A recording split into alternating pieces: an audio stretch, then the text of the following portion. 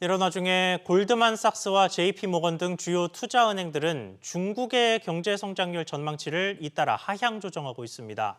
중국이 코로나19 봉쇄 조치 이후 경제 활동을 재개했지만 충분하지는 않다는 평가입니다. 이어서 정윤영 기자가 보도합니다.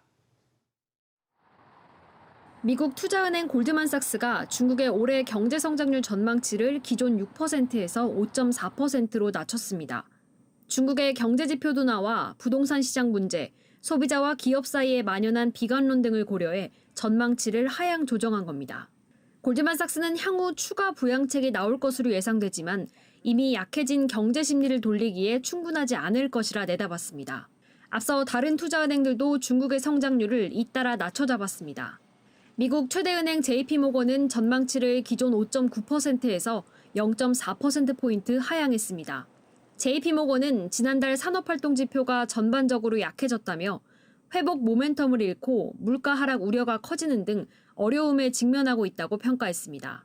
실제 주요 지표들을 보면 중국의 지난달 수출액은 1년 전보다 7.5% 줄어 시장 예상치보다 하락폭이 컸습니다.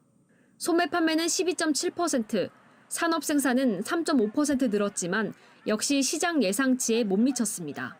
스위스 투자은행 UBS와 미국 뱅크 오브 아메리카, 일본 노무라 증권 역시 성장률 전망치를 하향 조정한 바 있습니다.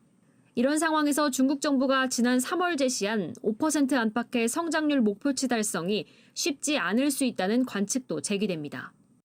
올해 코로나가 끝나면서 사실 소비가 성장 동력으로서 큰 역할을 할 것으로 기대했는데 지금 기대보다 잘 나오고 있지 않습니다. 수출도 지금 어려운 상황에서 올해 경제는 기대치보다 낮게 나올 확률이 높다고 생각합니다.